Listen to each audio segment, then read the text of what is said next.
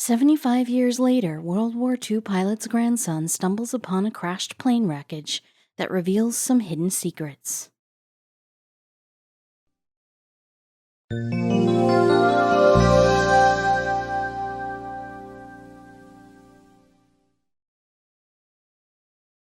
World War II was a very dreadful event that shook the world to the core.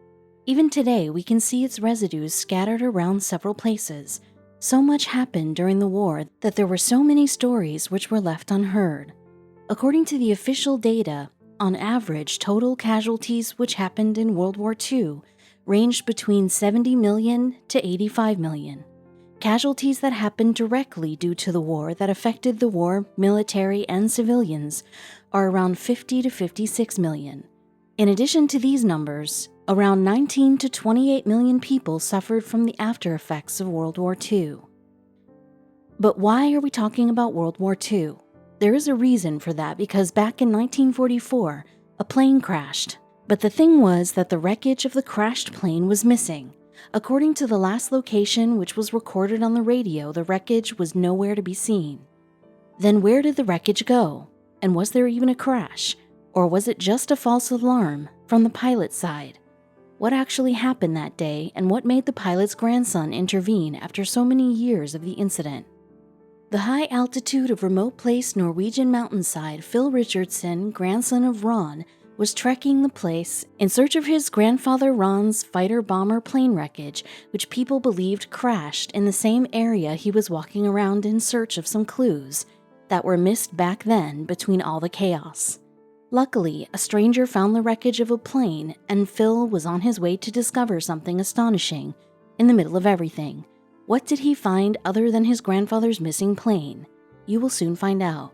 As World War II reached across Europe, its battlefields took several other drastic and devastating forms.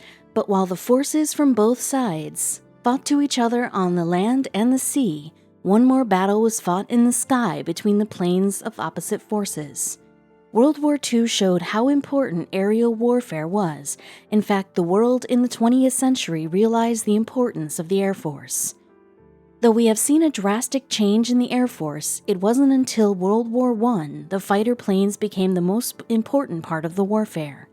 Their production started on a large scale after the countries realized that Air Force has the capability to change the direction of the winds in the favor of that one country who has the advantage of fighter planes.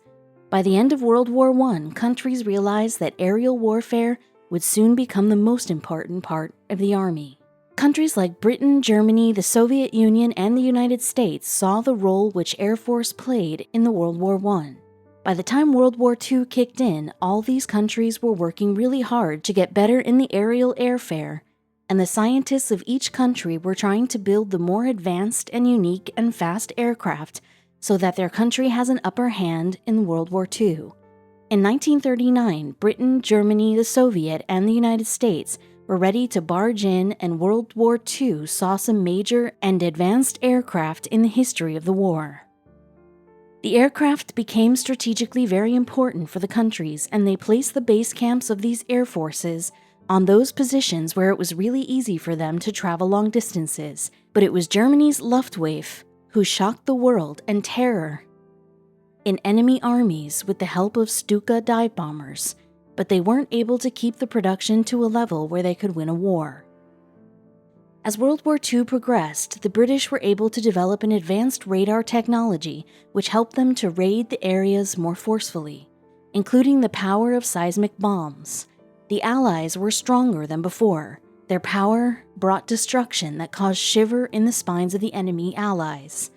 But between all of this, there was a fighter plane pilot whose life was about to take a sharp turn. In July 1940, the sky was not only filled with clouds, but fighter planes too. Speeding in the sky, shattering the clouds, they made their way to shatter the world down them. During World War II, when people saw the sky to find hope, all they saw was the fighter planes. The Battle of Britain saw a campaign where the German Luftwaffe launched a trail of serious bombings, while the Royal Air Force defended their homeland. Even today, this campaign is known as the first aerial event in history. It was the Royal Air Force who won the Battle of Britain. Even then, the Luftwaffe didn't stop the bombings on the United Kingdom. This bombarding is famously known as the Blitz, which destroyed a large part of the London, England, and several other cities in Britain. Around 20,000 civilians suffered the wrath of this huge bombarding in the capital alone. By the time the war was over, aerial force proved that it was the most important part of the war. The Allies' forces won over the Axis forces, and it was the Air Force that brought the victory near them. But the win didn't come easy, as there was a cost that the Allies' forces had to pay. It was estimated that nearly 60,000 British pilots lost their lives in Wwii. The fatality rate was almost 50%. Time passed and it changed for the betterment of the British airmen, and the mortality rate didn't go much high. Commander Phil Richardson, a pilot with the Royal Navy, must have sighed with relief when he found out that 7 decades later things changed for every soldier in every corner of the world. Back in 1944, it was his grandfather Ron who disappeared from the face of the earth during his mission to Europe, and the family who waited for his return never found out what actually happened to him. When Phil was a kid, his grandmother used to tell him about her husband whom he never met in person. He was in the Navy, he was a fighter pilot in World War II and did incredibly brave things. The inspiration that it gave me made me want to join the Navy and try to emulate him, Phil told in the interview with the BBC in January 2019. Phil always saw his grandfather as a war hero. He followed his grandfather's footsteps and became a pilot. He joined the Fleet Air Arm, a branch of the Royal Navy that are responsible to fly the naval aircraft. His grandfather holds a very important place in his heart, and it was because of him he joined the Navy in the first place. But then, after 72 years, Phil came closer to his grandfather's past that was lost in time. In 2017, Phil was going through YouTube when he saw a video about the plane wreckage of a flying Grumman Hellcat bomber, which was the same plane that his grandfather used to fly during Wwii. And the surprising part was that the wreckage was discovered in Norway, where Ron's plane crashed in the past. Phil was really surprised to see that some stranger found the wreckage, but before he could say anything for sure, he needed to be sure if this wreckage belonged to his grandfather's plane. And then he found something else in between of all the wreckage. After Phil watched the video, he was ready to uncover the mystery behind his grandfather's disappearance. The location was on a remote mountain situated in the Arctic Circle. The wreckage was at a height of 3 feet and was covered in snow. However, because of the warm weather which took away some snow from the wreckage, revealed it, which was found by some stranger who later uploaded a video, and it was Phil's luck that he saw that video, which helped him in solving his grandfather's disappearance. Somehow, Phil was able to recognize the site where the plane wreckage was present. It was the same isolated area in Norway's northern coast where during the Wwii, the Tirpitz, a German battleship which was considered as a prized possession in the army, and Phil's grandfather Ron was assigned to destroy it completely during Wwii.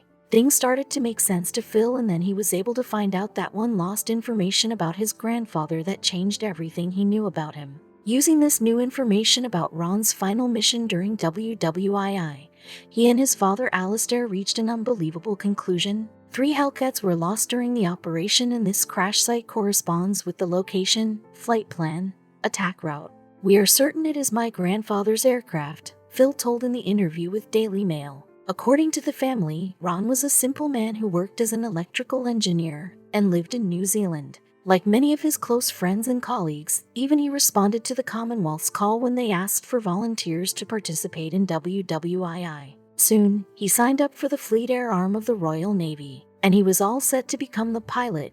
After joining the Fleet Air Arm of the Royal Navy, Ron became a pilot. He spent 3 years of his life in the cockpits of Hellcat and Spitfire planes. He was stationed in England, where he met the love of his life. His love story started after he received a romantic letter which was meant for another man who had the same name as his, but it was their fate which brought them together. Ron opened the letter, and after reading it, he replied to it even though it wasn't for him. Surprisingly, Sheila responded to the letter, and their love soon blossomed into a beautiful relationship, and in 1942 the couple decided to get married and they settled in Esher, a beautiful place in southern England. Things were looking great for the newlywed couple, but then nobody would have thought that Wwii was just around the corner. 2 years later, their first child, Alistair, was born. Sadly, the baby boy wouldn't see his papa for another 6 weeks, and he returned back to the base camp, leaving behind his loving wife and child alone in the house. Sheila wasn't getting very good vibes, and deep inside her heart, she was feeling that something was going to happen. This weird feeling in her heart didn't want Ron to leave, but then things don't always go the way we want.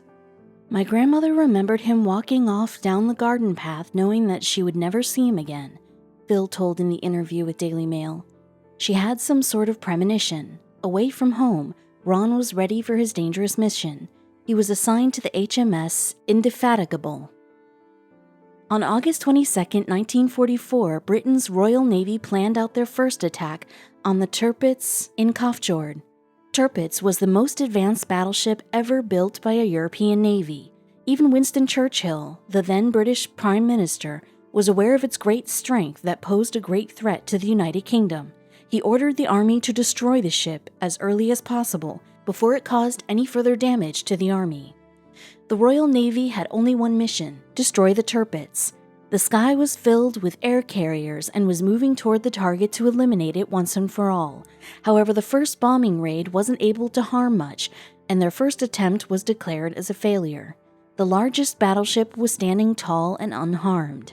But the same day in the evening, the British prepared the fighters for the second attack. But even that attack didn't bring any success. After 2 unsuccessful attempts, British forces prepared themselves for another attack on the Tirpitz, and this time Ron Richardson was also present, who led his own squadron. His team was hovering over the skies of Norway, ready to fulfill the order, which directly came from the Prime Minister of Britain. But then he met the most dreadful fate, which changed everything for everybody.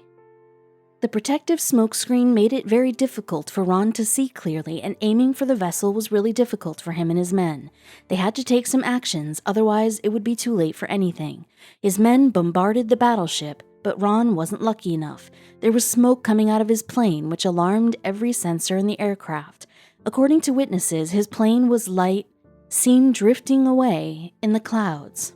The brave airman was lost forever, never to be seen again by anyone. Back in Escher, Sheila skipped a heartbeat when there was a letter which was sent to her, informing her about the incident, which stated that her loving husband was missing and presumed dead. From what she has told me, my grandmother was devastated, Phil said in the interview with the Daily Mail. She had lost her husband, but was never sure what happened to him and lived her life with lots of unanswered questions. But she is an extremely stoic lady, and she had a responsibility to bring up their son and get on with life. Years later, Phil stumbled upon footage of the aircraft wreckage, and he emailed the guy. I emailed him and I said, "Would you be willing to share the coordinates of where you found this aircraft, because I am the grandson and I would just like to try and find closure," Phil told the interview with BBC. The person who discovered the wreckage happily shared the coordinates with Phil, and he was there in the remote area with his father.